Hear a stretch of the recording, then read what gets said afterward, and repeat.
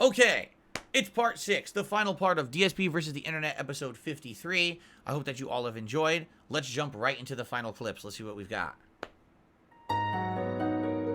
Oh. Elden Ring, Shadow of the Erdtree trailer analysis. Now, I did not react directly to this trailer, but I talked about it the day that the trailer came out. So what we can do is watch the analysis and see what they can figure out about it. So as expected, it seems the DLC centers on Miquella with his withered hand taking the player to the land of shadow. A lot of people guessed that's exactly what it would be, too. Miquella is described as being loved by many, but also being able to compel affection, giving it a slightly sinister angle, like he forces people to love you. Interesting.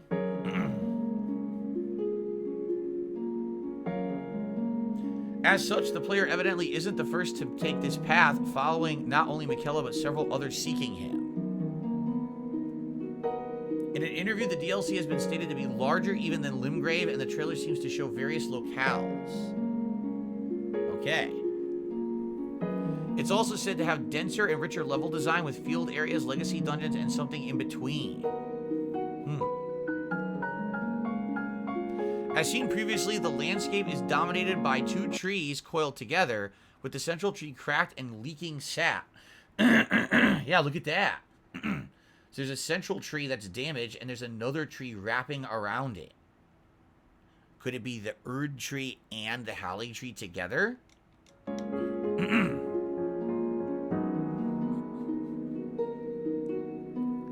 While the central tree may be some reflection of the Erd tree, it's unclear what exactly the tree coiled around it may be. Excuse me. Miquella's presence brings the Holly tree to mind, and notably the Holly tree does have a second trunk, though it's broken. There it is. There's a second broken trunk on the Holly tree. See, my take is that basically Miquella has been dead and stuck in this like trance forever. That's why he's in the cocoon. But you could tell he's dead. His arm's coming out, and he didn't work. Whatever they were doing with that cocoon didn't work. He's dead. But maybe he's stuck in this like dream world, and so others go into the dream world to try to seek him out in the dream presence because he's dead in the real world. So maybe this is a fantasy version of Elden Ring. You know what I mean? Like a distorted reality. It's also possible Godwin's death route spread even to the land of shadow, with Miquella struggling against it. I don't think that's the case. But the winding serpentine nature of the secondary tree may have some other implications with imagery seen in the trailer. It's like that tree. You know what it looks like? The second tree is choking the first one. Right? Like there's a second tree that's choking and eating the first tree. That's what it looks like. Interestingly, the sky here resembles a veil like the one over Marika's bed, which may be tied to Miquella's link to dreams. I don't know about that. I don't know about simply having a veil having that connotation. I don't think so. Pre-ordering DLC upwards the Ring of Miquella gesture, which resembles this rune, suggesting it's a sign of Miquella. Naturally, it looks like there will be multiple new NPCs with a wealth of new weapons and armor available for the player. Okay. Auto crossbow. This man seems to appear later in the trailer, and his brooch is similar to Gideon's icon or a Saint Trina imagery. It looks exactly the same. So it's Gideon's icon or Saint Trina imagery, and Saint Trina is another name for Miquella, correct? They're the same. They're one and the same, I believe. Interesting. So who is the man? Who is that man? The woman beside him wears robes slightly resembling Fia's, which could point to her being a deathbed companion. Maybe. While the DLC may be roughly one region, the areas shown look quite varied, and of course there's a poison swamp. Of course there is. In particular, this location seems evocative of Rhea Lucaria, with similar decoration and even using glintstones for light. Yeah, you know what it looks like? It looks like a destroyed version of Rhea Lucaria. Again, like what I'm saying is, I feel like the DLC is a shadow world. It's not really the world. It's like a dream world. So you're going to see locations that were in the main game in this DLC only distorted or destroyed or changed. That's my guess. Because again, Mikkel is dead, so you're in his visions in this other world. Even the clothing of the man inside looks somewhat close to the scholar depicted in the Karian inverted statue. Karian, right?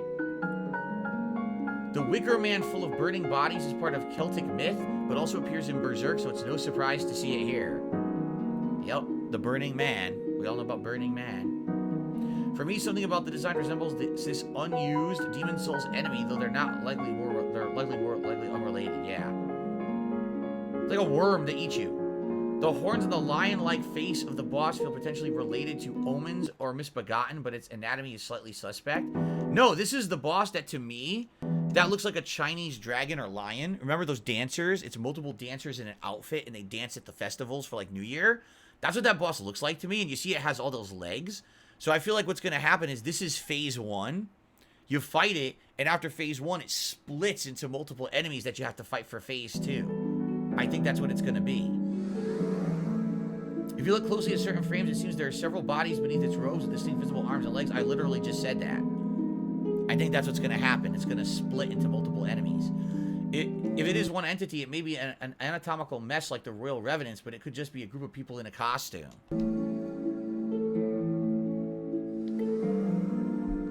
Totally inspired by Chinese culture. The collector's edition refers to this as Mesmer the Impaler, whose flames are said to have set the land of Shadow ablaze. I see a wing. I see a snake. And of course, the giant spear. Could the snake have a reference to, you know what? The snake people, right? The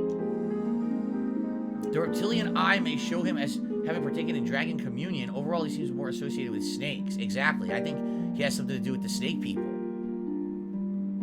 Mesmer seems to have many small wings, but it seems that they're all connected to his snakes rather than his body or his armor. Importantly, snakes are described as traitors to Erdtree in the duelist armor, and this specific wording may be relevant here. So, traitors to the Erdtree. Yeah, just like, what's his name? The snake boss, who he betrayed the Erdtree. He was one of the people who was in the family, the royal family, but he betrayed it. He allowed himself to be swallowed by a giant snake to turn into a god, right? And then all his offspring are snakes. So it's kind of the similar thing. The betrayer to the Erdtree is the snake race. Being a traitor rather than an enemy implies they were allies, so Mesmer could have betrayed the Erdtree in some way. Reichert, that was the snake guy's name. Reichert, thank you. And in an interview, Miyazaki refers to him as a child of America, and his red hair likely implies his father is Radagon as well. So could he be another one of the royal family? The Game of Thrones plot continues, basically. Could be. As this would put him on par with Millennia and Mikella, he may have been an Empyrean chosen by a set of 2 fingers.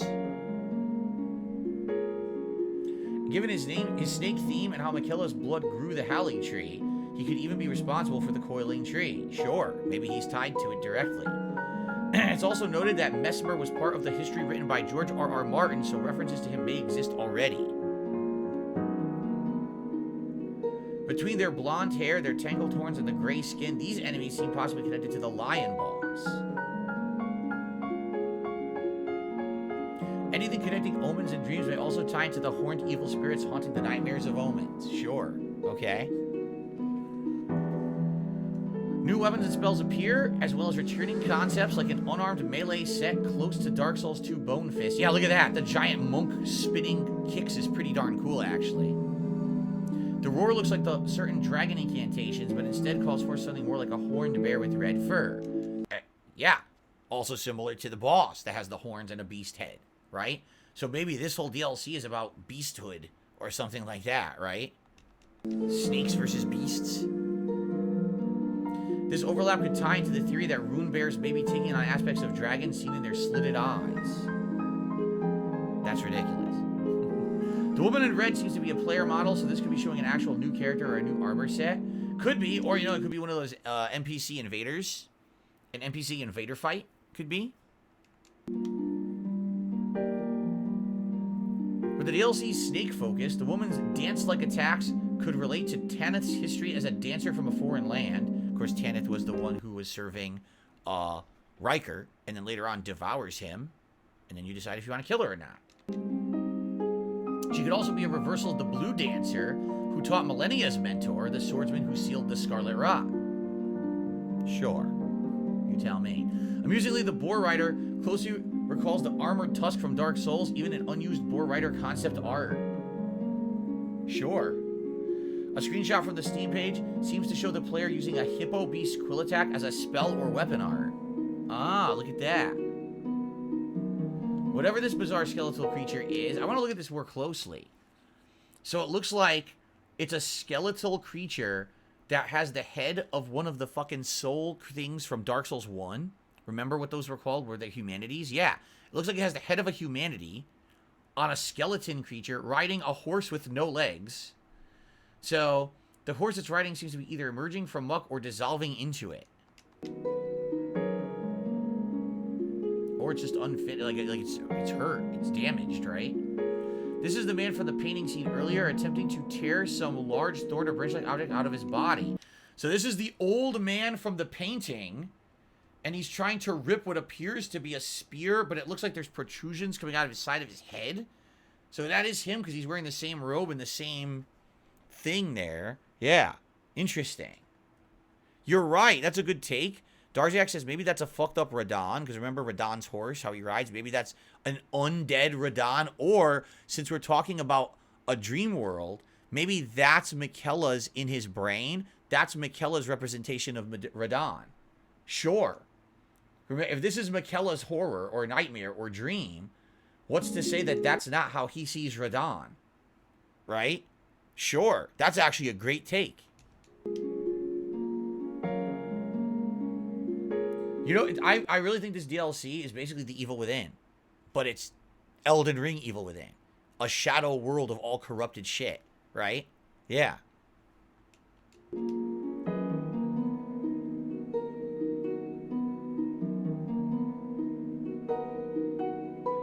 One of the last things we see in the trailer is Mikella himself gesturing towards the coiled trees above the Land of Shadow. Oh, that's supposed to be Mikella? And there you go. If this is his dream, of course, in his dream of corruption, he's a godlike entity, perfect, glowing, right? Of course. In reality, we know what he is in real life. He's a decayed dude who didn't survive the cocoon, and he's dead. Very interesting. As Melina may not be present due to story progress, Mikella may be acting as your guide through the DLC.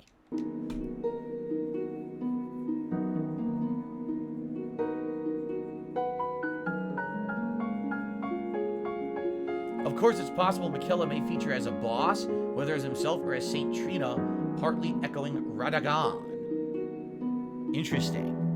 The trailer has created a lot of room for speculation, but we'll naturally have to wait a while now to see if any of it is right. I think the dream idea is dead on, and I think we will see kind of corrupted versions of things from the main game in this DLC. Like we saw, that looked like that was the cathedral, but not really. It was a little different, right? That maybe that's a corrupted version of Radon. So that'll be pretty neat if a lot of the things we see are just different versions of things from the main game. I think that'd be very cool. All right, that was excellent. Good submission. So now it's me and 3 of the biggest dudes in the world in one bed. And I knew them, so I knew I didn't want to sleep with them because I knew we all had sleep disorders. I have insomnia. I was up all night. Man that slept right here had sleep apnea. This man died 3 times that night. Man, the middle is a 6'8", 208-pound black man. This is how he snored all night, nonstop, whole night. 6'8", 208 pounds. That guy's got to be skinny as shit, right? Yeah. The entire night. Man at the end right here has night terrors. He's a screamer. I don't know what he's scared of because he's bigger than everything. But he screamed so hard and so loud, he woke up people the next hotel room over, but not himself. So all night, all yeah was this dude right here making noises, this dude right here moaning, this dude right here screaming, and me laying horizontal at the bottom of the bed like a dog. So all I heard all night, all I heard the entire night was, yeah! Yeah, it was terrible. That was pretty good. 3 years ago, I tried to live in the early 2000s for a week. But that didn't work out well due to the fact I was only limited to like a few activities. Plus I didn't go outside unless it was for school and I had no access to the internet at all. So you can see how just watching movies and playing video games for 4 days can get really old. But now things are different. I have access to the whole decade and my room looks a lot more better themed and I have an '07 Corolla. I mean, I think I'm set. So without further ado, this is take 2 of me trying to live in the 2000s for a week. So he already did it once, One of the first and it things got I over did 2 million views. Then he did it again, and he only got 500,000 views. Yeah, that's how things change in like 6 years on YouTube. Well, then again, it was 2 years ago.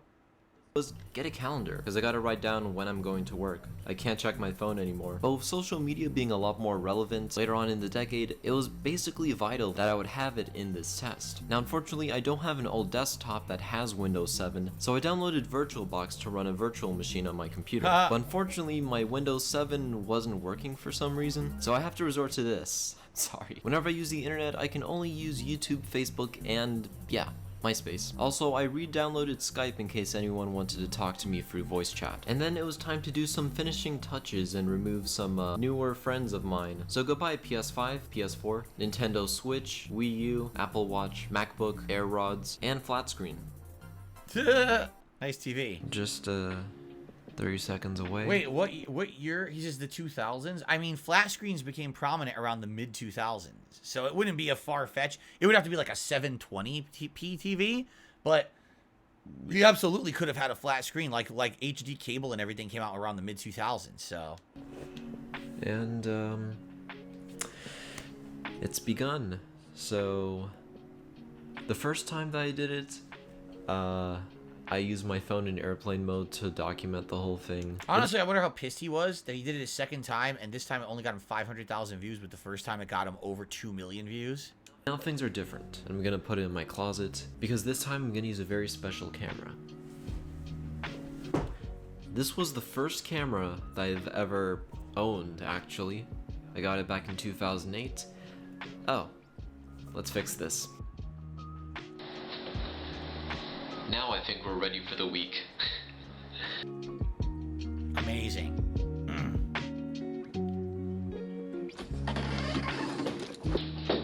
So yeah, guess in the morning I'll see you guys and we'll start doing stuff, hopefully.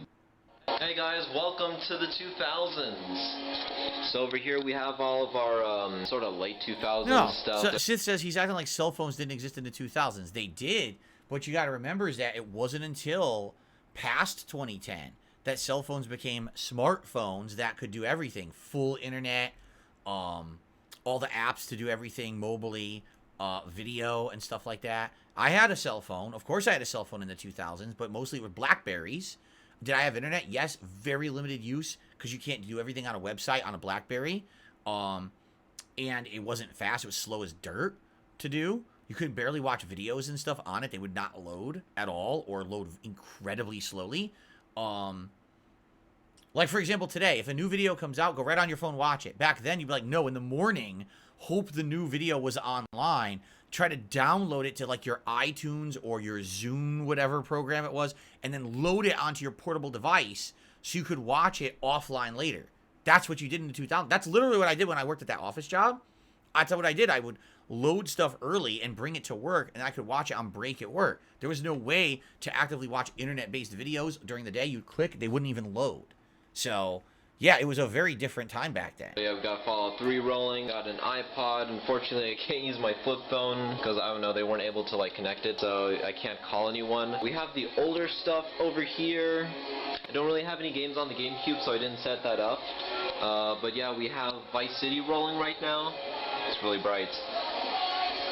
He's playing freaking Mr. Brightside. So he's playing I forget the name of that, The Killers. He's playing The Killers music in the background.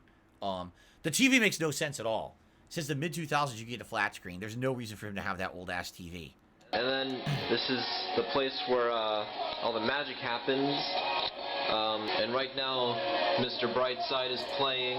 Yeah, I got some 2000 snacks. Yeah, we got Capri Sun, we got Doritos. So usually to start off the day, I go out for a walk. And of course I play some music. One of the things I already started to miss was my library of music. We have access to every single song ever made basically in our pocket. But now I'm only limited to around 1,000 and this isn't my library, so most of these songs aren't my taste. Also, if I want to adjust the volume of the music, I can no longer search my pocket for the volume. I have to take the iPod out and change the volume. One thing I didn't even realize was that you could hear the music I was listening to. I didn't know this until I checked my B-roll footage, and that really sent me back to the times when, yeah, you could hear other people's music. Other than that, the rest of the day I just played some games. So he does have a Imagine being this poor janitor guy, you're kind of just like doing your job and boom, you're gone. The days that followed, I was at work mostly, but funny enough, the technology there is super old. Like, the computers are still running Windows 7, so that still helped my case. I will say this though about work. When I was on break or about to clock in and I was just listening to music, there was such a weird, just nostalgic feeling about just listening to music and staring out the window instead of doing a million things while you're doing it. Exactly. Because that's how it was back then. You were doing one thing at a time. Now,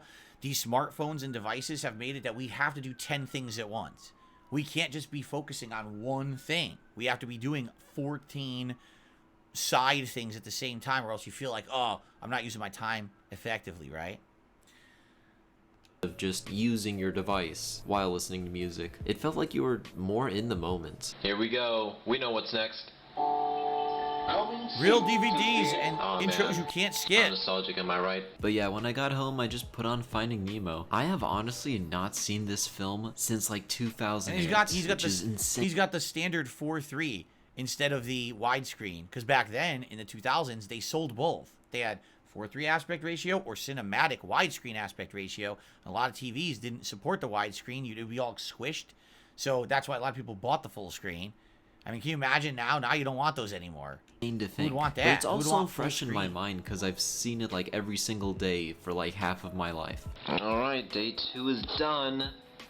Today is no work day. Tomorrow's no work day, so I have to find something to do. Probably just schoolwork and basically everything I've been doing before. And then for the last 2 days, I'm kind of lucky because I'll be working for most of the day, so I won't have to worry about finding things to do. So yeah, the thing that stood out the most about that day is that I was just speedrunning Portal. I don't know what the record is officially for 2009. 10 minutes! I don't even remember what the regular record is. But yeah, I guess we'll see how we'll do. The first time I had to pause in between so the time wasn't really accurate, so I went through the whole game again. Here we go! An hour and 2 minutes, baby. Not even close. Yes. I mean, it's not a record. But yeah, the day after was basically the same. Walking, playing games, yeah. I also miss having the option to choose my own music. Alright, it's got him bored now. It was interesting, though, to see the difference in technology between the times, right? Okay. A brand new Metro police officer who had just graduated from the police academy this past Friday was fired before his first day on the job. Louisville Metro Police say they were called to a non-injury crash on Saturday on Frankfort Avenue at McCready, and they discovered that LMPD officer Luis Rodriguez had hit several parked cars. He was still in the driver's seat of his car when officers got there. Rodriguez was arrested and charged with DOI, according to Metro Police. He had just graduated from the academy on Friday. His first shift was scheduled for Sunday. LMPD said Chief Jacqueline Gwen Villarreal immediately fired Rodriguez upon learning about the officer's arrest. Man, to make that even worse, imagine if like he was out celebrating that he got hired as a police officer, and he overdid it, and he was driving home from his celebration of being hired, and that happens. Thankfully, he hit parked cars. Thankfully, he didn't hurt anyone, right? But yikes. Well, that's a little embarrassing, no? We should go on a double date sometime. Definitely. We'll get 2 ladies and take them somewhere fun. Alright. Maybe I'm thinking like, have you ever been to a water park before? I have. Do you like it? Yeah. Maybe we could do a water park or, ooh, go-karts, do you like? Yeah. That would be fun. I've been other people. Oh, on the go-karts? Yeah. Yeah, it's fun. What else could we do on our double date, you think? Where could we go to eat? I think we should go to a fancy restaurant. It'd be romantic. Yes. Get some candlelight. Yeah, Yeah. candles everywhere. Yeah. Maybe a couple roses on the table for the Yeah. ladies. Yeah. A little bit of champagne. The champagne. Yeah. The scotch. Yeah, a little scotch. Why? I don't understand why this is even highlighted. Since there's no context, you can't really understand. I don't even get it. I really don't get it. All right, since this is going to be my last video, what I would like to do is pick one from the playlist and just play it.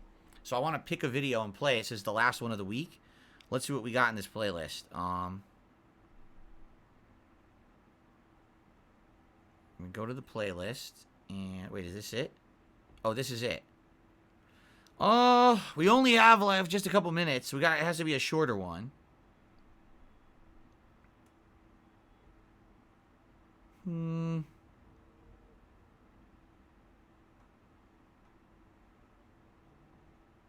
Watched all of those.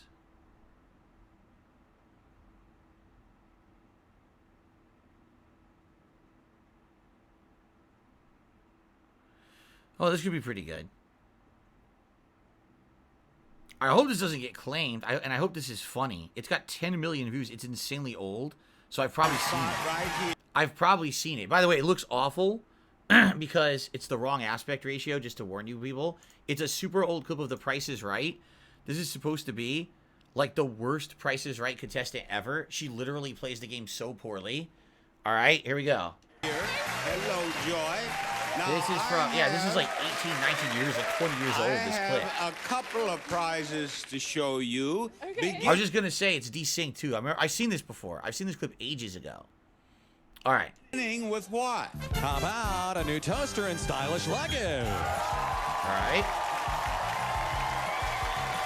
First, this bright-looking toaster features auto safety shut-off. I think they might have done this to the video too to make sure it didn't get copyright claimed. But it's been 18 years. It's like old YouTube. And slide-out crumb tray for easy cleanup.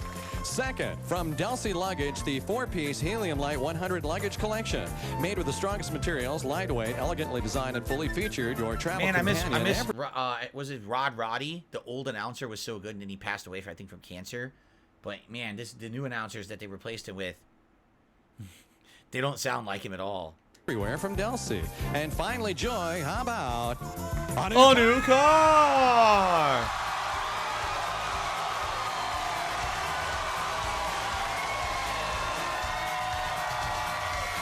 A Ford Fusion SEV6 comes with standard equipment 20-year-old plus car. 6-disc CD player, the Ford Fusion. Here we are. Okay, here we go. Play 10 chances. Here's your pen.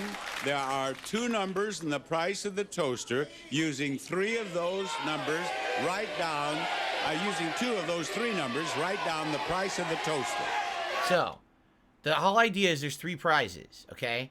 First, you have to name the price of the first prize, which is the toaster, then the luggage, then the car. You get 3 numbers. So do you think the toaster's worth $50, $58, $80, or $85? Because obviously you're not going to start with 0. You can't start a number with 0.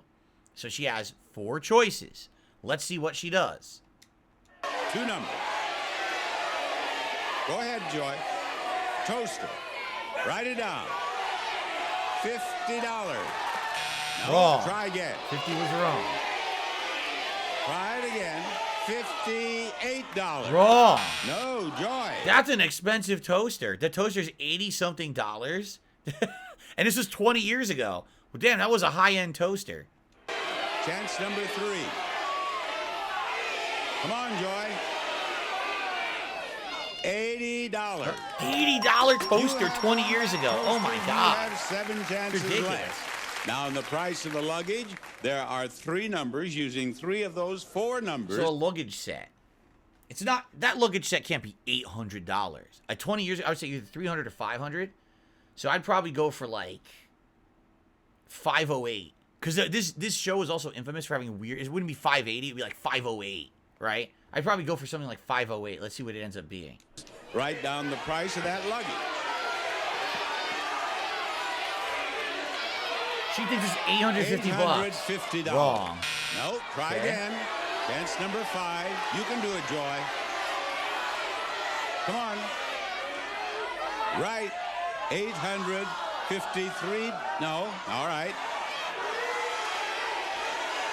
The other thing is, like... Go, Joy, go. You lose your turn. They friggin' would listen to the people screaming in the crowd, which, like, how does she... Do you really think she can understand what they're saying in the crowd?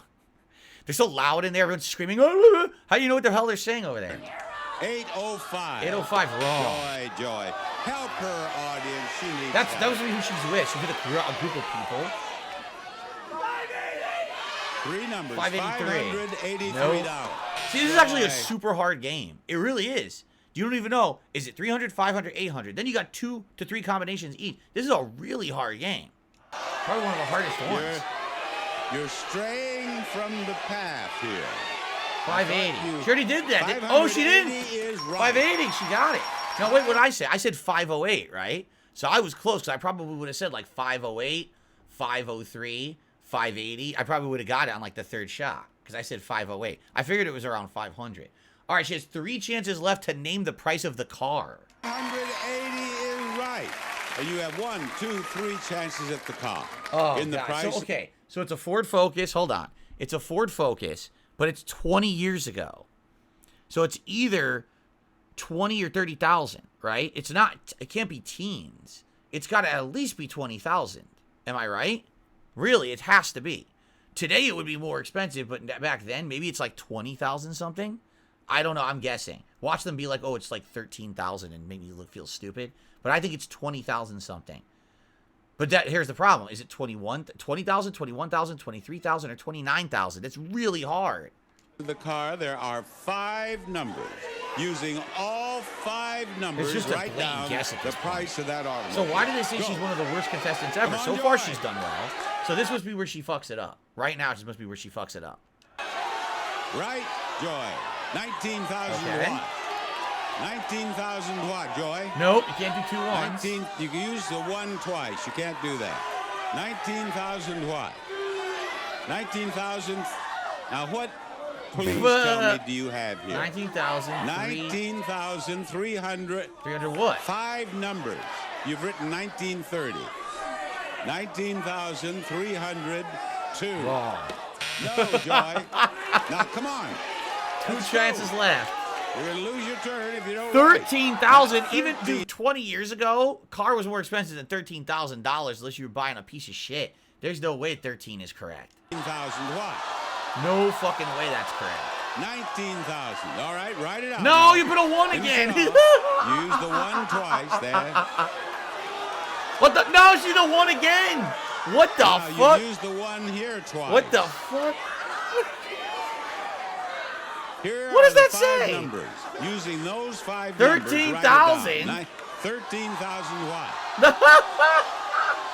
19,000 watt. 19,000. No, she put a 1 again. She 200. just put in the Use 1. the She did a 1 twice. again. No, she did a 1 1,000. again. You've used the 1 She twice. keeps Joy. using the 1 Look, a million write down times. here. What do you want to write? You want to write 19,000? Write it down. Write it down. 19,000. Now you have the 3, you have the 2, and you have the 0 left. $320. And No. No. All One that more work. Will chance. she get it? Will she actually get One it? more chance. 21,000. I said it was in All the right, now you have 20,000. the 3, the 0, and the 9 left. Go ahead. 9. She 0. fucking won it! Yo, she won the car at the end. Oh my god, she won it. That's insane. Wow, she wins it at the fucking very end. Holy shit. Well, that was a suspenseful ride. I mean, the funny part is she's just super nervous and keeps saying 1, 1, 1 a million times, right? I don't think that was one of the worst. I disagree. One of the worst Price is Right players ever? No. I disagree. She was just rattled. I would say that was one of the most suspenseful wins ever on the show. To see it build up like that and she's failing, can't even write, and then boom, gets it. That's amazing. All right, ladies and gentlemen, that's it for DSP versus the Internet this week. I hope that you enjoyed the show. I thank you all for hanging out with me once again. Remember, if you are a channel member, you get to watch this archive stream right away, which is really cool. If you're not a channel member, then you have to wait, and there'll be parts uploaded, two today and then 1 a day for the rest of the week till they're all, all 6 are live.